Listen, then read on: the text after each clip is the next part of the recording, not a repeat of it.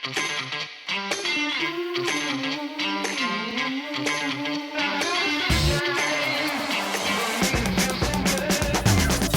guys, welcome to episode 11 of the Mile 20 podcast where epic shit happens. I am Laura and I am here with my bestie, Lori. Hello. Hello, lovey. Today we are going to talk about the Eversource Hartford Marathon in what state? Connecticut. But before that. But Connecticut is for. Wonder what Connecticut is for. You guys are gonna find out. But first, we're going to cover a little bit of a state mix-up. Oopsie. The Epic Arch. And then we're going to cover down on some classic music. And we're not talking like Janis Joplin, stuff like that. We're talking like classic Connecticut music. Oh, yeah. Yeah. We will talk about our beverage of the week, our Mile 20 beverage, and then chat a little bit about what's been going on in our day-to-day lives. We will, again, touch on the Hartford Marathon and then do a little bit of a teaser about the marathon that we talk about next week, which I'm so excited about. I know I am too. Two Bears Marathon in Montana. I just got goosebumps. It was that was probably one of my favorite trips. Yeah, I agreed. And then just a reminder that we are out on social media, Instagram and Facebook. Check us out on Spotify, just anywhere where you catch, your podcasts. We're also on YouTube. So you could actually see us on video. And to be like a flashy used car salesman, subscribe. Please. All right, girl, what is your Mile 20 beverage for the week? I do not remember. Me neither. I'm gonna just say that about Connecticut in general. I feel a little guilty. I actually don't remember much about this race. Nor do I remember what I drank. I mean, a little bit. No, I mean, dude, we have 2 pages of notes here. It just was. We had just come off of running Chicago. 6 days prior? You just told me 6 days, yes. So 6 days prior, and then we run Hartford, Connecticut. So we'll do the race justice. Yeah, but for sure. There wasn't as much stuff to kind of cling on to, really memorable stuff from Hartford. That's true. That's fair. That's me being PC. That's good job. I'm so proud of you right now. Because Connecticut is for. We'll get into that. Gonna get into that. Anyhow, so my beverage, my Mile 20 beverage this week, I don't remember what I drank, but I am going to tip my hat to Connecticut. Oh, good girl. This is a Stratford, Connecticut brew. It's 2 roads. I'm doing a little juicy, hazy IPA because I'm a hazy IPA girl. And it sounded delicious. And it's a little juicy. I like that. What are you having today? Well, much like you, I cannot remember what the fuck I drank in Connecticut. Just was not memorable. So because I am now really, really trying to watch my calories. And, before the episode here, I was going back and forth on do I do a cider or a stateside. The cider had 250 calories, which probably would have tasted yummier. But the stateside is 95 calories. I know. I'm so jealous right now because I have no business drinking this So, beer. dude, that is the only reason why I'm drinking a stateside. And I enjoy them. They're light and refreshing. They're more like a boat drink to me. Oh, yeah. Well, and it's been so warm in PA the last few days. It was 75 today. Yeah, it definitely is feeling more summer cocktail vibes right now. Definitely. And I wore a flannel shirt because I work virtually. So I was in a flannel shirt today. And I went outside to run an errand. And I was like, what the hell? Soupy. So I do want to go and also... I'm gonna keep pouring from my can into my glass. Oh, what's the significance of your glass? So the significance of my glass is it's a glass that I acquired. Jim and I both acquired these in 1991. From our yearling weekend. So yearling year at West Point is your second year at West Point. Yeah. And they give you all of these glasses. So between Jim and I, we probably have 50 of these things. But as you know, I am traveling this week for a reunion with all of my West Point female classmates. Not all of us, but a good portion. All the other badass women that you associate with. Yeah, it's a special time. We do it once a year. And so I am just kind of doing a precursor, pay homage to being very excited about seeing my West Point gals. I love that. Yeah.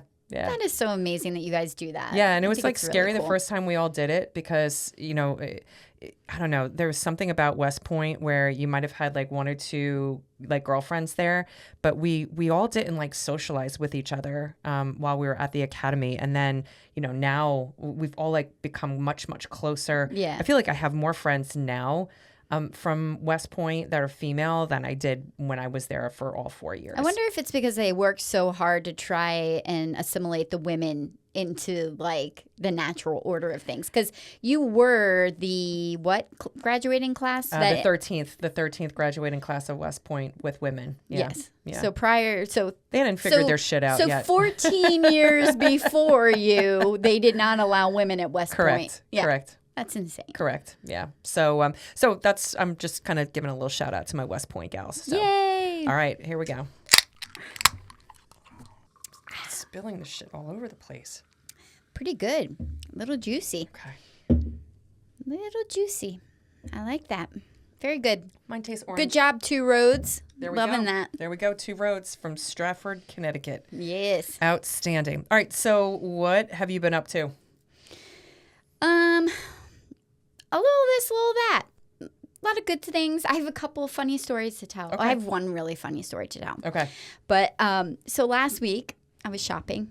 Little Oh, that wasn't it? grocery shopping. No, that wasn't it. No. No, that wasn't it. I was grocery shopping. I was at Wegmans. Okay. So something about that's like a testament to the Philly spirit is that we're a vocal bunch.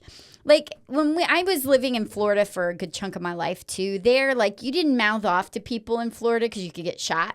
Like people are very serious about shooting people in Florida. I don't know why, but up here there's just like a culture that like if you have displeasure, you lay on your horn. You're like, hey! You give them the bird. I just made everybody's ears bleed on that one. Yeah, like we're a vocal, like it wouldn't be inappropriate to go, you're an asshole, out the window to somebody if they're doing something that's Never shitty. done that ever. Never? Never. Never yelled out the window? No, it's such a lie. I should have known that was a lie.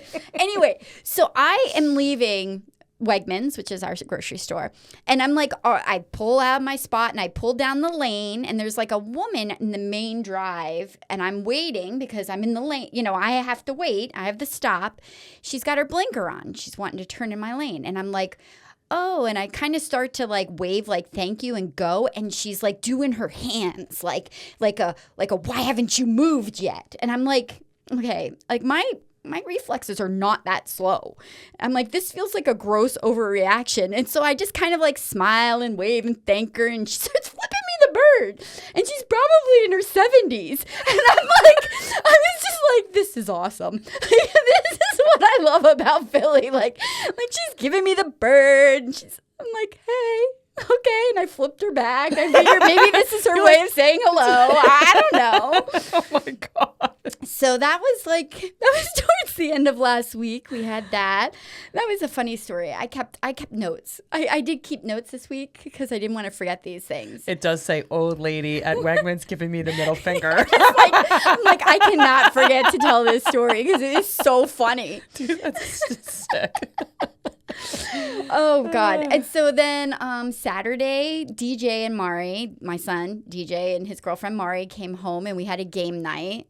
I'm not going to talk about the game we played because it's got a horrible name, but it's kind of like a trader/mafia theme. Okay. But we had a really good time playing it. Okay. And we just had a really good night. Game nights are good. Yeah. It was really good. I mean, I was sad Dave and Jim went to the Sixers game on Saturday night. Yes. So Dave missed out on part of it, which made me sad. But it was so awesome. Yeah, because you sent home. a picture of game night. Yes. Yeah. It was a good night. Yeah. I think did I send you a picture back? Maybe. I don't know. It was just me and the dog on Saturday night. Yeah. Yeah.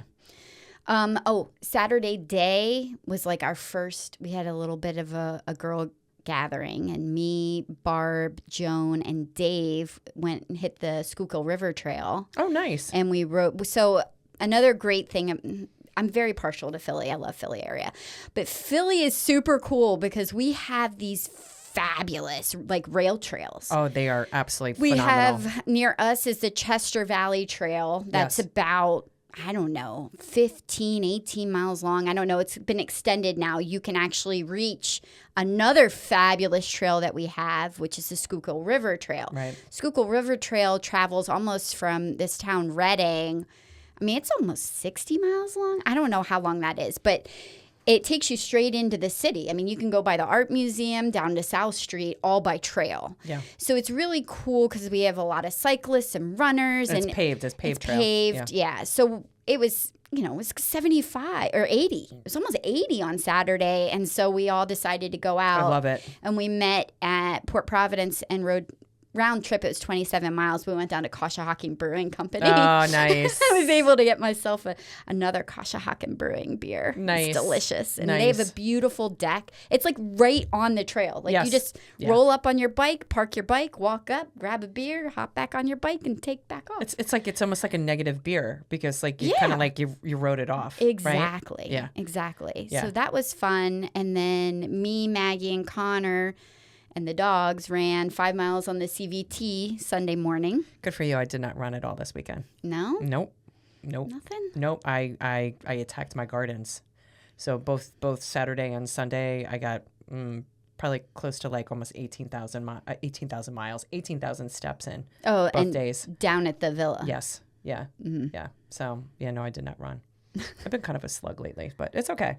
It's okay. It's okay. Yeah. We just have to train for Broad Street. Yeah, no. Yeah. But this is the problem when you run 62 marathons. You get to and you're like 10 miles. That's 10 miles. No, I'm bringing my running shoes with me on my trip this week. So I got a bunch of people that'll run with me. So yeah, just wasn't feeling it this weekend. So yeah, it's understandable. Yeah. So no, that sounds like a good weekend though. I really enjoy hearing you guys like playing your game night and just getting the young kids around the table and just all sharing just company with each other. Yeah. It was a good time. Yeah. And it's and as I'm getting older and the kids are getting older, it just becomes more special when we're all together. And it doesn't matter what you're doing. And with the plus ones. Yes. Like I love when Yes. the plus ones are there too and everybody's interacting because I'm just like, yes, come into the fold, everybody. I know my one big my happy son-in-law taught me how to play Liar's Dice. Have you ever played that? Is that like the game in Pirates of the Caribbean? I have no idea. Where you like shake it and it turns upside down and you have to like I don't know. I need to ask Matthew. But yeah, no, he taught me how to play that when we were in St. Augustine a couple weeks ago, and that was fun. But I I have to be in the mood to play a game. Yeah, I'm the and same. So it was funny because I was trying to get out the entire time, but then I was like fucking up everybody else. So it was kind of funny. I was like, ooh, I'm like that person that just stirring everything up. So my week, I was in Florida again for 3 days on a work trip, and that went really well. My boss and I did a presentation on Thursday for about 250 of our closest friends. Wow. And it went really well. I completely and utterly miss being in person. For work and for doing presentations in person. When you're doing a presentation on video, you don't get the vibe of the audience. I don't know. My boss and I were talking about it. Well, you don't pick up on that energy. Like there's a certain amount of like that synergy. Oh, and you just like draw off of it. So I was in Orlando for a couple of days. We stayed at the Portofino Hotel, and so the one night, admittedly, I just had gotten to the point where I was like, all right, I'm kind of done like socializing with people. And so my boss like, what are you doing? Are you going to go to the cocktail hour? And I'm like, no, honestly, I think I'm going to just go back up to my room. So I ended up going and getting room service. I brought a mask with me, like a facial mask, and I binged watched season 2 of White Lotus. Oh, good for you. So I'm done with season 2. How'd you like it? I liked it. How'd you like it compared to season 1? Just no spoilers. Oh, I liked aspects of both seasons, like certain aspects of it. The two couples that were just brooding like the entire time, they just got really old. Yeah. But I won't do a spoiler just in case somebody else hasn't watched it. But I enjoyed it. I'm glad I'm caught up. So now Jim and I can watch season 3. But the two other cool things that happened to me last week was I finally got my Jeep back. So you've had a lot of work done on that. So I acquired my husband's Jeep, which is about a year old, And it was kind of like the blue, for those of you who can't see. Cookie Monster. Yeah, it was like the blue of Lori's beer can. It was like a Cookie Monster blue. In fact, our friend Julie called it the Cookie Monster. And so I got his Jeep because he got a truck. And I was like, dude, I can't drive around in a blue Jeep. I just can't. I love the Jeep, but I just can't. So I went to Car Effects over in Sewell, New Jersey. That's like a legit operation over there. So legit. Because I picked her ass up from there. Right? Yeah, And that was crazy. I was thinking it was going to be some little like little podunk janky shop place in the middle of nowhere. And I was like, holy shit, this place is huge. No, and we got the name of the place because Lori and I walked over to this guy that tailgates a couple spots down from us, and he always has like tricked out Jeeps. And Lori's got a Jeep now. I have a Jeep again. And so and I knew I was getting Cookie Monster. So I'm like, dude, where did you get, your custom job done? And he's like, Car Effects. And apparently like all the Eagles players, get their cars done there. And I don't know, they just were absolutely. So Vin from Car Effects was phenomenal to work with. Got the Jeep all back. Still needs one or two things that I'm going back in like 2 weeks to go and get finished up. But I'm very, very happy. Oh, she looks beautiful. Yeah. Wait, is it a she? Does it have a name now? It doesn't have a name yet. Does it have a gender? I think it's a she. She's she's a badass. Okay. Yeah. So I got it in a bottle green is the color of the it looks Jeep. Fantastic. I'm really happy with it. I felt like when I drove off of the lot, I felt like I was driving a new vehicle. So that's So now she's mine. So that was the first thing, and then the second was just today. I was down at our house in Maryland on the Chesapeake, and I had a custom stained glass piece done for our transom window above our front door. Yeah. And the guy who did it, his name is Cooper O'Neill. Yeah. And is that an artist? He is an artist, and he's out of Philadelphia. Him and his partner Eve came and they did the install, and oh my God, I didn't want to leave my foyer because it's got a blue heron, and it's got the Maryland flag in it, and a blue crab, and then a goose, which I think is kind of cool because Jim works for Wawa, so we got the goose in there. Oh yeah, that is cool. And yeah, because I forgot about that double meaning. Yeah, so it's like some of the birds that we see frequently down there, and we're just constantly eating crabs when we're down there. So so they just did an absolutely outstanding job, and it's just gorgeous.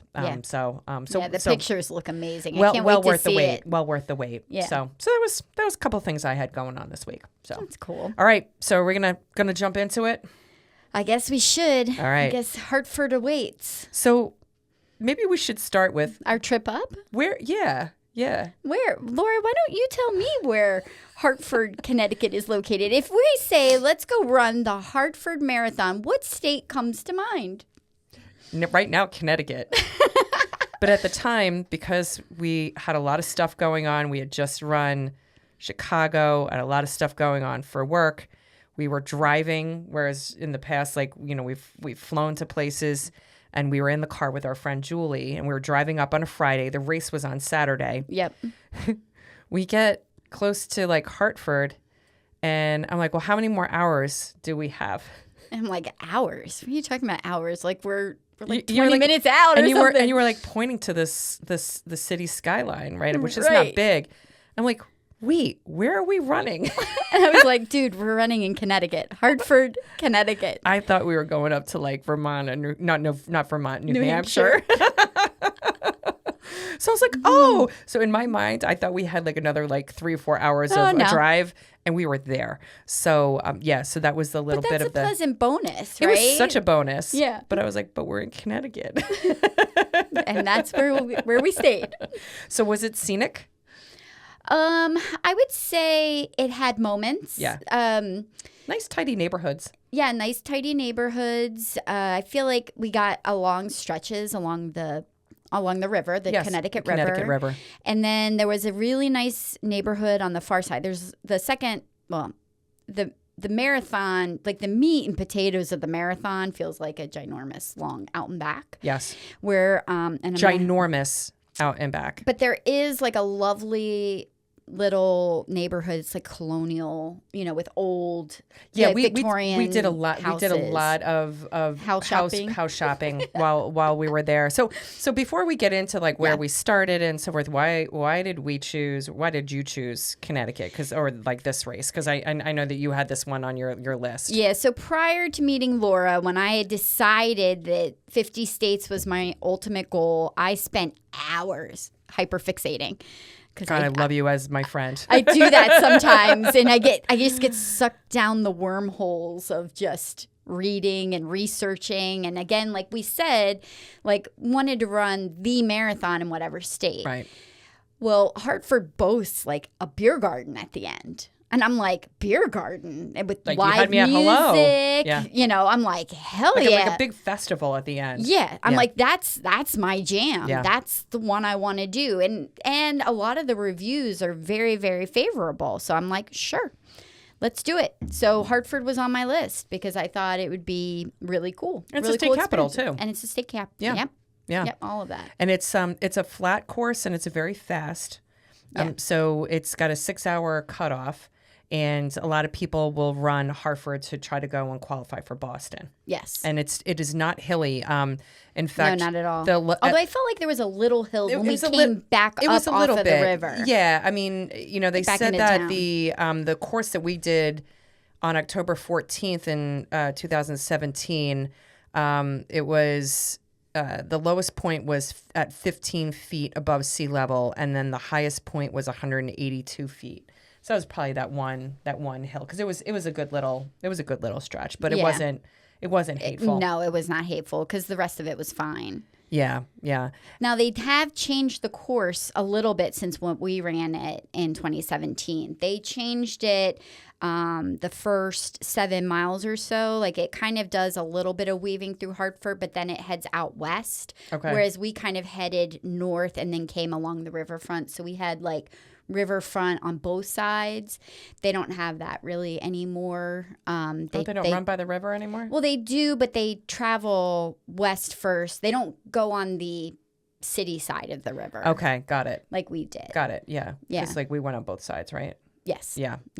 No, I mean, I absolutely, it doesn't matter what kind of water it is. I don't know. I always find. Oh, water and you just, I mean, you're looking at water the entire time, but it's something that's a very like therapeutic and soothing about it. Yeah. And I don't know. I just never mind a race where there's a water feature. Never. Yeah. I love my water features. Yeah. And this one was a smaller race. So in 2017, when we did it, there were 1,600, a little over 1,600 finishers, 1,618 finishers to be exact. And I was kind of curious to see had the race grown, right? Because, you and I were talking about before the podcast that, a lot of people are repeaters, right, doing this. Because you were reading out on a lot of people, it's got really great reviews. Yeah. A lot of people absolutely love the Hartford Marathon. Love it. Yeah. Our experience was a little different, which we'll explain a little bit later, but they love it. So yeah, they repeat that a lot. Yeah. Even today, like I was looking, I think yesterday through, the 50 States Facebook page, because there's always newbies coming on and being like, hey, I'm starting my journey. What should I run in Connecticut? And everybody's like Hartford. And then there's a couple of others thrown in. So, I mean, it still attracts like a lot of people. Yeah, yeah. But it hasn't grown in size. So I wonder if they have limitations though for their permits. Maybe because in 2024 they had 1,648 people. So it's about pretty the same size, as when we ran it many, many years ago. Huh. I mean, and that could have taken a dip because of COVID. COVID kind of, I don't know, there were some races that just didn't survive, as a result of COVID. But then others, it just took them a couple of years to get back. Well, back and the online. Northeast was a little bit more locked down than some other areas, yes, too. Correct. Which we will cover those races when we get to that point, too. Yeah. But this was the 24th. In 2017, it was the 24th running of the race. Yeah, it's got a solid, history. I mean, it's a respectable, great race. Yeah. I would encourage anybody who's in the front of the pack, middle of the pack, from a 6-hour cutoff to run it, actually. I probably would recommend it for them. Yes. Yeah, I would recommend it for people who are a little faster than us. So, Yes. But we did go and stay at the Marriott downtown. Yes. Which was nice because we were, again, very very walkable distance, and so that way we maximized our time, in the hotel room. At some point in time, we probably need to go and talk about like our morning routine. As we're getting ready for races. We'll save that one. Are you sure? We can dive into it if you want. You want to dive into it because I just kind of thought about it. I know we didn't put it in our notes here, but so all right. So say like this race. What time did it start at? Around like this is how it starts every marathon morning. Tick, tick, tick, tick, and that's it. That's as far as it gets. That's my alarm clock, and I on my phone I set it to AC/DC's Back in Black, and it's always a competition with myself to go and see if I could turn my alarm off before it starts going dun dun dun dun dun dun dun. Yeah, so you just get the tick tick tick. That's it. I'm like, oh, here we go. And then Lori, I wake up to a myriad of Lori's songs because she sets about 10 alarms before she wakes up. I'm a snoozer, and so therefore I set my alarm. Like, say we have to be awake at 5. I set it for 4:45, 4:50, 4:55. I always know when it's the last alarm because it's always the son of a bitch. Give me a drink. It's like, oh. It's like, oh, she's getting up now. Son of a bitch. Give me a drink. Yes. Oh, boy. But then when you and I first started traveling, and this might be TMI, but when you and I first started traveling with each other, you would be shy about like your bathroom time. Oh God, I would run the shower. You would run the shower or the bathtub. And I'm a long bathroom taker in the morning. And yeah, so not fast at anything. So you would be in the bathroom for a while and you'd just be running the water. It's like, dude, I know you're shitting in there. Why are you wasting water? Because I didn't want you to hear the acoustics of me shitting, okay? And then I go into the bathroom and I'm just like, oh, I gotta go, and I'm like, boop boop, I'm done. And you're like, what? Like my intestines just don't work like that. Yeah.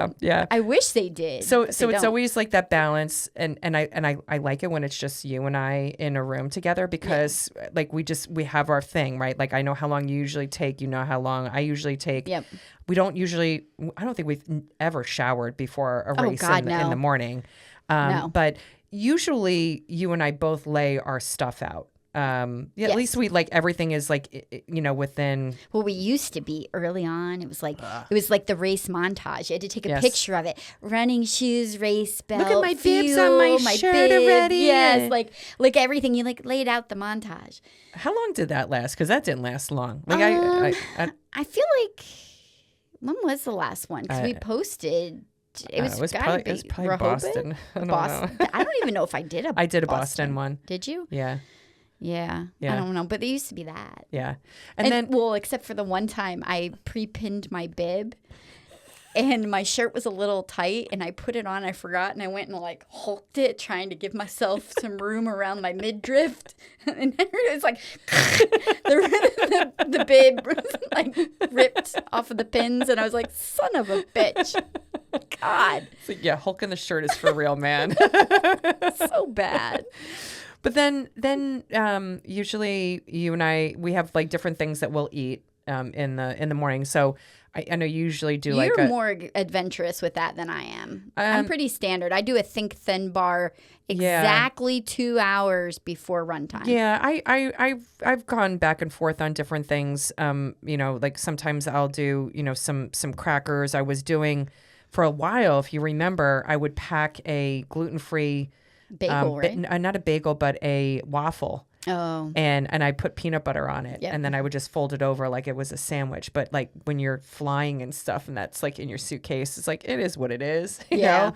But, or I would make a peanut butter and jelly sandwich or, just have some kind of granola bar or something. So just something to like kind of wake the tummy up a little bit. But both you and I, though, agree, like we don't try to put too much in the stomach. No. Well, I had learned early on when I was doing like the training for triathlons and stuff. I actually met with a guy who was, I don't know, he was doing like a whole thing about nutrition and sports and everything. And he's pretty much says that anything you need to digest whatever it is before you start running. Anything that you ingest within an hour, let's say, before a race is not going to be fully digested and won't be benefiting you. Right. As a matter of fact, your blood will be going to your gut and may actually slow you down a little bit because you're digesting, not putting all of that blood and stuff into your legs, like all that oxygenated blood.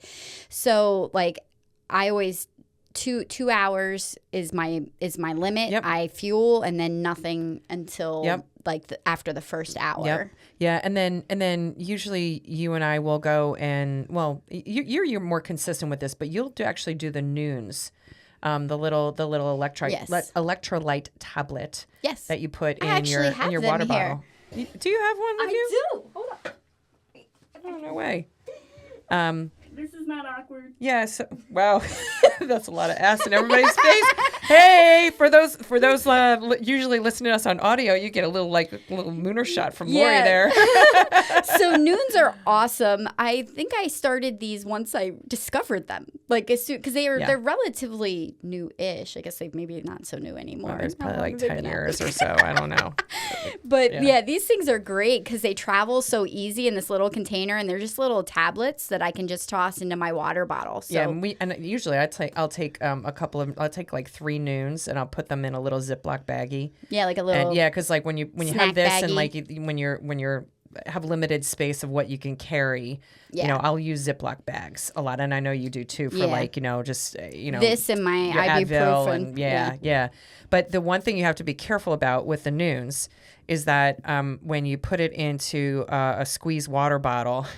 And you close it too quickly. They're a little bit carbonated. Yes. They have a little bubble fizz. Yes, and I have a habit of closing my lid too quickly. She prematurely ejaculates. I prematurely ejaculate my water bottle onto Lori. I always squirt her with my noon.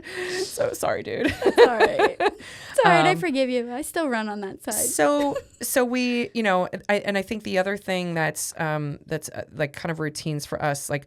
We've really gotten into a habit of wearing visors, just something on our faces. I have my visor, too. Oh, my God, dude. I swear to God. This is so funny. Hold on.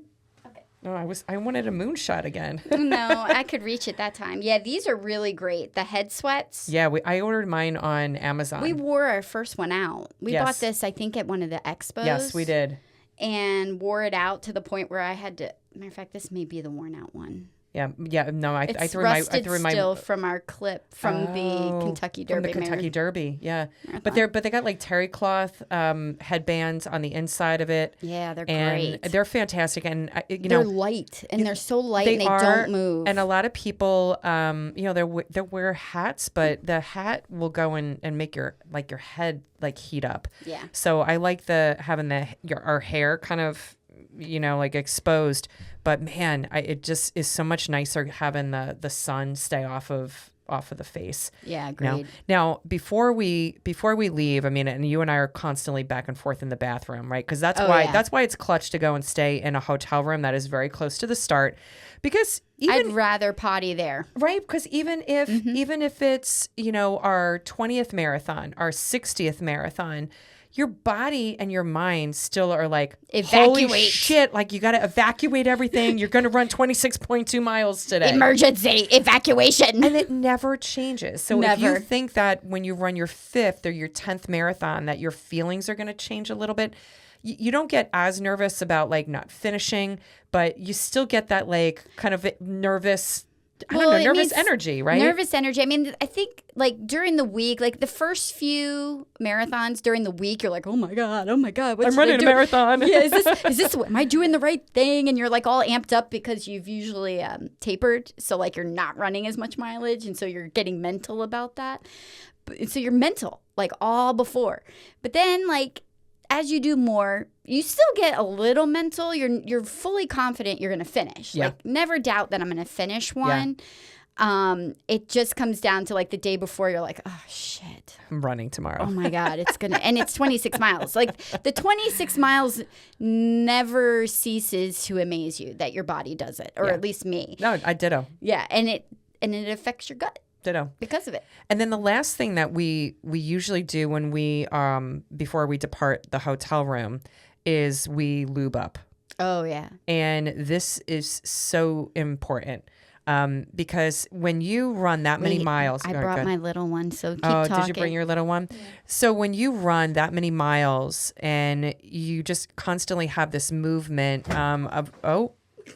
fail.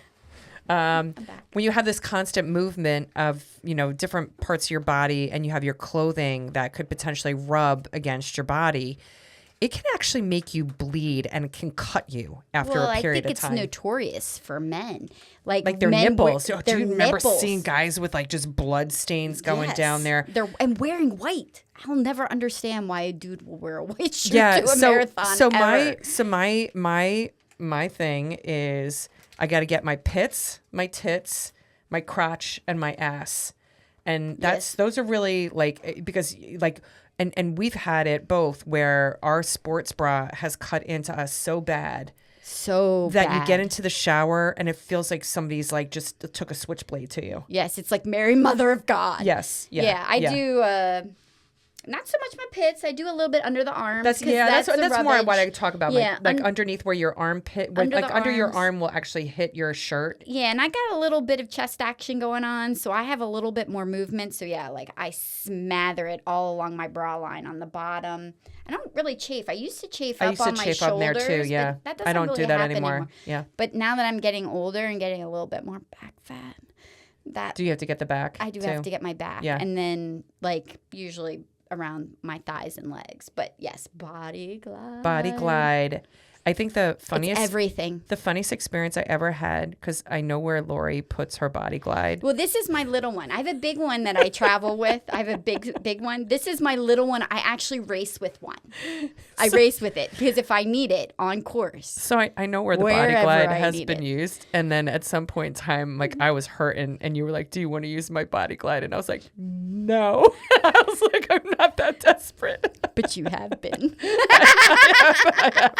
I have used it. But it is the running joke. She'll be like, oh, I'm starting to chafe. I'm like, I got the body glide. She's like, oh, God, no. So it's bad when she's like, oh, God. But I have used body glide. I've actually also used a very, very thick petroleum jelly. Yeah, you like. And then I've also used baby butt paste.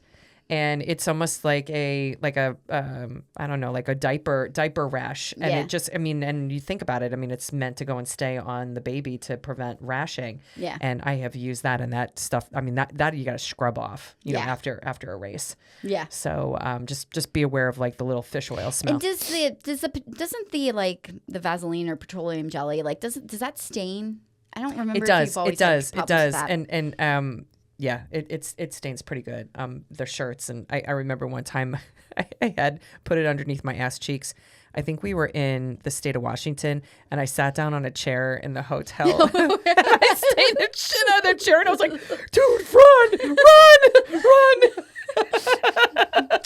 I don't know what you were leaking over there. I was like, is my ass that big? I'm like, run! All right. Well, that's, those are normally our routines though in the morning. Yeah. And, it's just about getting up. But again, to our routines though, her alarm goes off once. She's up. She goes to the bathroom. Mine, while she's in the bathroom and doing stuff, she knows she can take her time because I'm snoozing away, and then I get up, and then I'm in there for 20 minutes. And I make my bed, and I get dressed. Yeah, and then she's getting dressed. It just flows. And then, I eat. I also eat when I first wake up. I don't even get out of bed, really. Yeah. I eat first. Yeah. I have a whole other opinion on that, but that's okay. And you do you, man. I just sit there. She'll be fully dressed, ready to go, sneakers on, and I'm still laying in bed. Yep, yin and yang, yin and yang, yin and yang. So, all right. So the weather the day that we were in Hartford, it started out nice. Yeah, it was a nice 57 degrees. When we started, got a little warmer towards the end at 73 degrees. But man, I love running in like high 40s, low 50 degree weather. It just and it stayed cool. It stayed cool for a period of time. Yeah. It wasn't until later in the race where it got warm. Yeah, I agreed. It was beautiful. Yeah, it was, and it was a beautiful fall day in New England.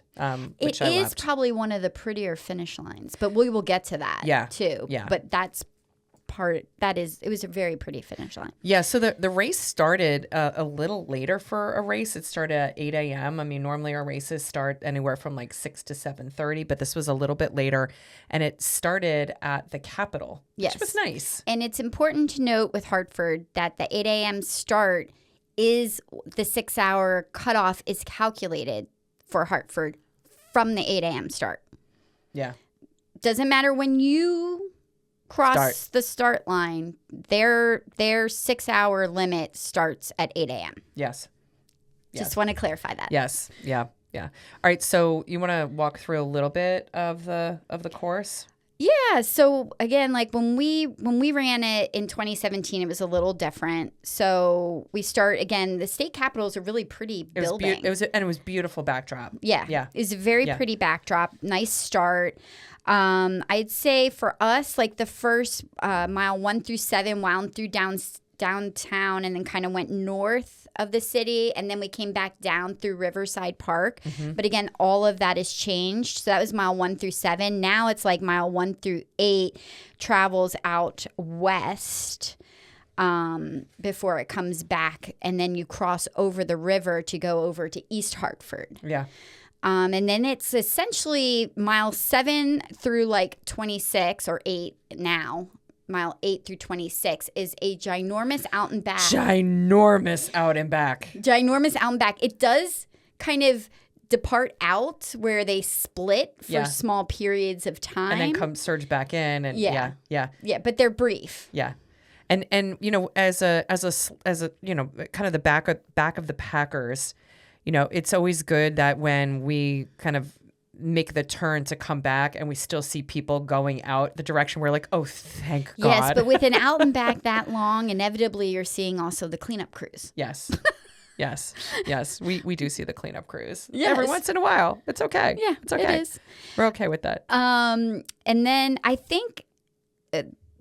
is this where I should probably mention, like about 5 miles out from the finish line for us. So we finished, again, it's a 6-hour cutoff. I don't remember when we crossed the start line because I was thinking, we're going to finish under 6 hours. It's not a big deal. Yeah. We finished in 5:54.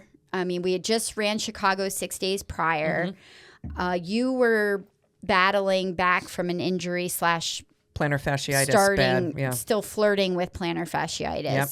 You had a head cold. Yeah. Oh, I remember that. That sucked. Yeah. So like we were kind of soldiering on this particular day. And it was that damn rain in Chicago. But again, like we finished in 5:54. So we were under 6 hours. And about 5 miles out, we have police 5 miles out before the finish. Before the finish, they start pushing us to the sidewalk. Yeah. And I was like, they had all the roads like closed down, and then they just started opening up the roads, and we're like, what the fuck? Yeah, like that to me is not great. Like if we become very, very angry runners at that point in time. Well, yeah, because I'm exhausted, and all I want is to enjoy my line that I'm following on the road or wherever mind I am at. Just let me do my thing because I'm going to finish. Right, and the sidewalks are concrete. Oh, way harder. So as a runner, I mean, the one thing we absolutely love running on is like a nice like a packed trail or like a track, right? So we were doing intervals last week, and it's just really, really nice to run on that rubber surface. Yeah. Then running on blacktop, yes. And then cement and probably brick. You know, those would be our last two favorites. And because it just you makes such a difference on your body. So they pushed us to the concrete sidewalks, and we were not happy about that with 5 miles to go. No, I was not. Yeah. I was not very thrilled with that. Made me very unhappy. But the finish was nice. But the finish is beautiful. It is beautiful. So you cross back across the river, mm-hmm. kind of go through a little part of downtown, and then they have a park that you finish in that has it's called Bushnell Park. Bushnell Park. And then there was lined with all these beautiful flowers. What were they? No, the mums. Yes. It was beautiful all along the road. And, yes, and they have a really, really cool arch in the park called the Soldiers and Sailors Memorial Arch. It was dedicated in 1886 for the 4,000 Hartford citizens that fought in the Civil War. 400 died in the Civil War, and they've kind of added on some different things and tributes to the arch since then, but it's a very distinctive feature. So distinctive. For a city. It looks like it has two like towers. Very medieval-ish like feeling. pulpits on it, right? And then it's got the arch over the street. Yeah. It's very medieval-ish feeling. Yes. And just a weird, quick little side note, the architect George Keller, who designed it, was actually buried. Him and his wife are buried in the east tower of that. Interesting. Yeah. That's kind of cool if that's your, if that was your claim baby. to fame. I mean, I think I would want to be buried in that. It was pretty, I don't know. It's a really cool monument. So the finish line was amazing. I really liked the finish line. Oh, wait. And then when we finished, we got 2 medals. Oh, yeah. Because part of the allure of signing up for this race, when we decided to do Vermont City on Memorial Day weekend of 2017, that we found out that there was a New England Challenge. It does not exist anymore. But if you signed up for the New England Challenge and you did Vermont City on Memorial Day weekend and then the Hartford Marathon, you would get a second medal. So we have those sitting behind us as well as the Hartford Marathon. And they're nice. Both of them are nice medals. We'll go into the description of them in a little bit. Yep. But yeah, I mean, overall, I really I liked the neighborhoods. It wasn't a lot of crowds, but the people who were out were super nice. Yeah, very nice. Supportive. Very, very supportive. Just good neighborhood feel. In fact, there was one person we had gotten our picture taken with that they had dressed up like Big Bird. Yeah, you have to get your picture with right? Big Bird. Anytime like we see people dressed up, we because I love the costumes. You love the costumes, so we gotta go and do that. So now this Going into this race, this was probably, I don't know how many races now we had been listening to our music kind of as a joint playlist. Yes. And so you had gotten into, and I think we've mentioned it in other episodes, where we would start playing songs on on our playlist from the state or the city that we were running in. Yes. And one of your rituals early on, and you've kind of gone back and forth, would be the night before you would go and kind of like just massage the playlist. Like you just wanted it to be perfect. Yeah. And you found the most incredible song for Connecticut. Yes, I did. It is a song by Jesus H. Christ and the Four Horsemen of the Apocalypse. That's a mouthful. They're actually That's the name of the band. That's the name of the band. They're actually from New York City. I guess they've been around since like 2003. Okay. I'm assuming they're still around. Okay. I'm not sure. But they have a lovely tune. That they have out there called Connecticut is for Fucking. Connecticut's for fucking. And when you told me that like about this song, I was like, dude, are you kidding me? Like where are we going? No, I'm not kidding. And we are listening to the entirety of Connecticut is for fucking while we're running. And it's you are so funny too, because when we have music where there's expletives in the music, and all of a sudden we're running by like kids. I don't know, kids, you're like trying to cover up the speaker and stuff, and like this or song cough. Yeah, this song was just out there. It was just so Connecticut's for fucking. Connecticut is for fucking. So yes. that's our classic music. Definitely not Janis Joplin or anything like that. No. Yeah. It's Connecticut's for fucking. Yeah. Yep.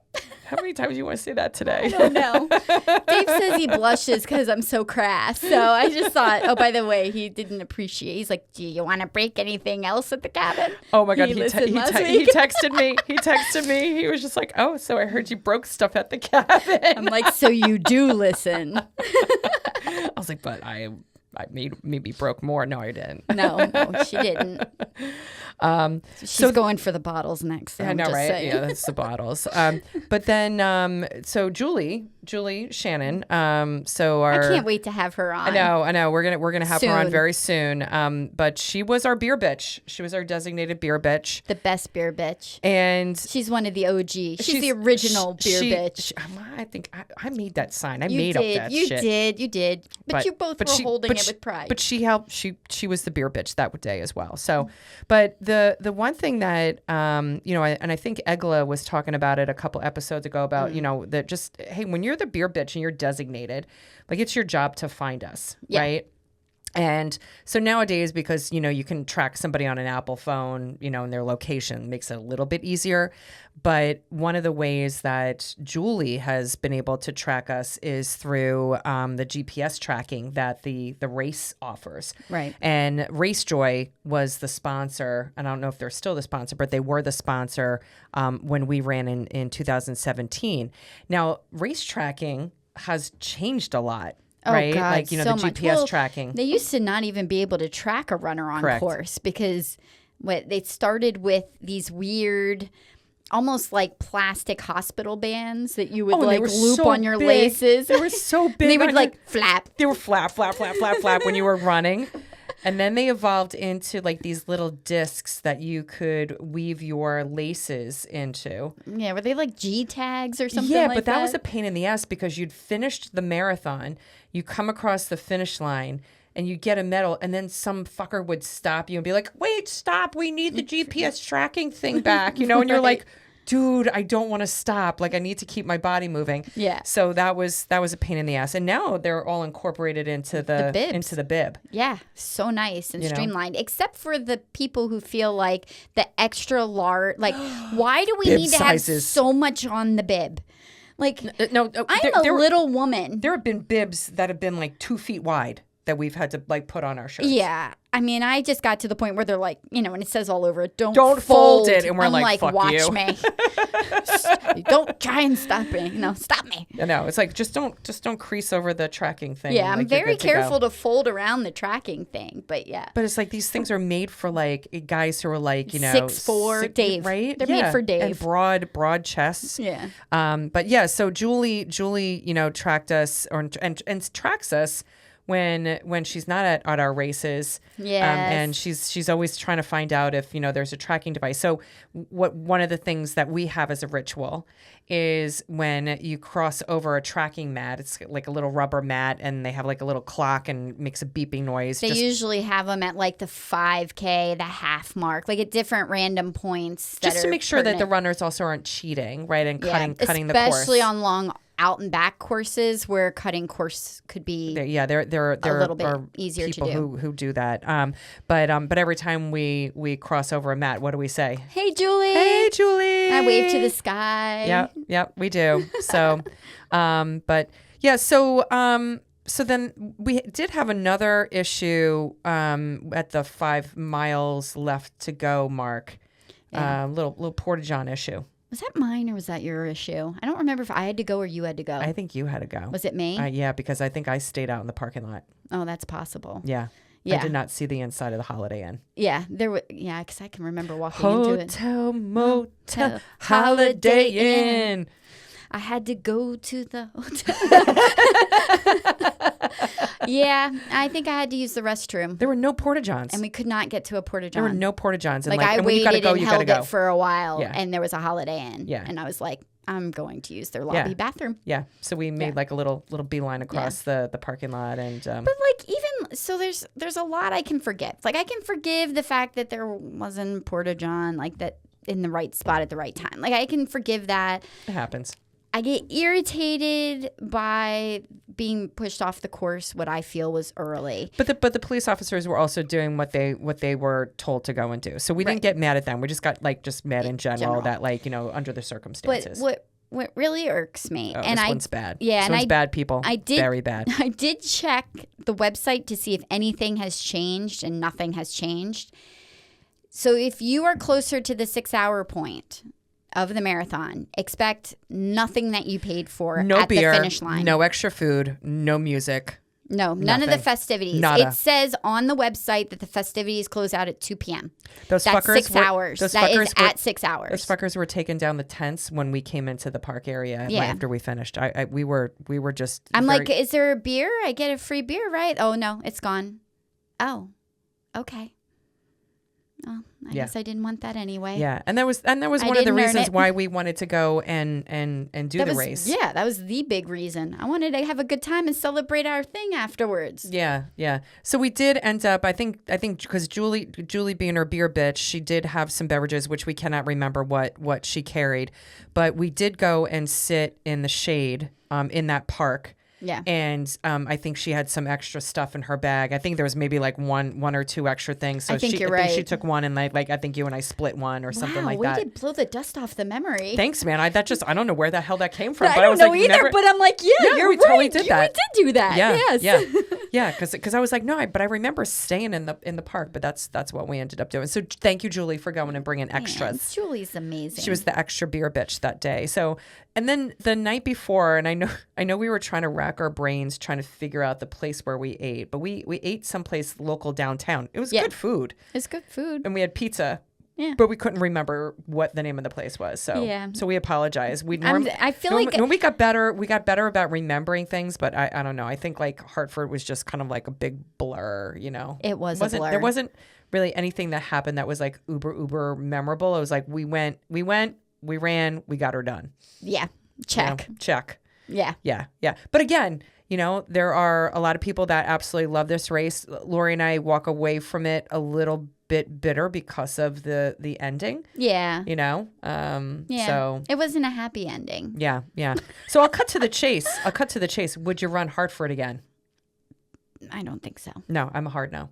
I don't think so. Yeah. I mean, if I can find an alternate that is scenic and nice, and I don't need to have a big fancy race. I think there was a time too I liked bigger, fancier, flashier races, but I think when you run across the 50 states in a myriad of ways, different appreciation for different races, for different smaller reasons. Yeah. The smaller races sometimes have their own charm. And that's all I'll say about that. And every race is different, right? And you know, I think with Hartford, I don't think you and I went in with any expectations one way or the other. Like this is going to be a killer weekend. I mean, it was awesome, you know, getting the girlfriend time in because we drove up, you know, with Julie and drove back. But it just wasn't one of those like, you know, we really didn't, you know, cut a rug or do anything like super exciting in the city or anything like that. Just because we came up on Friday, we ran Saturday, we left Sunday. So it was like bam, bam, bam. Yeah. You know, so. Yeah.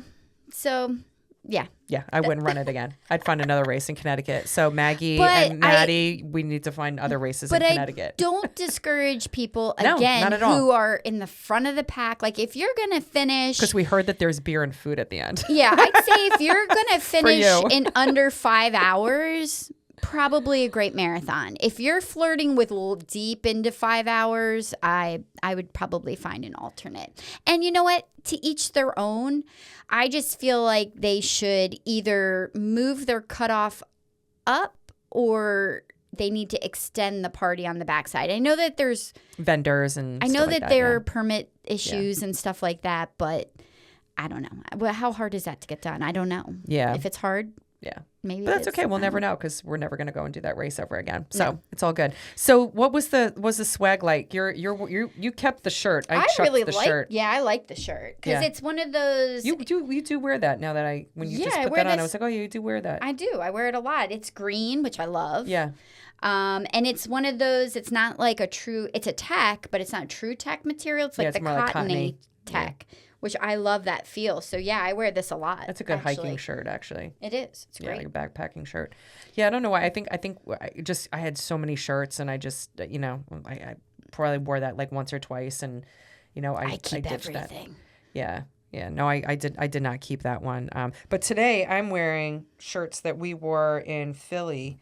It's got a unicorn on it because we wore these right before Boston because of the unicorns for Boston. Yes. And my shirt says I poop rainbows.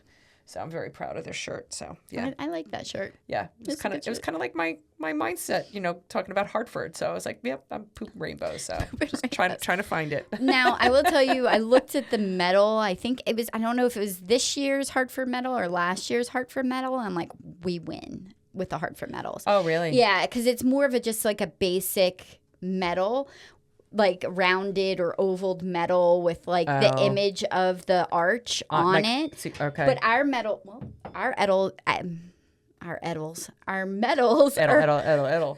that beer's hitting now.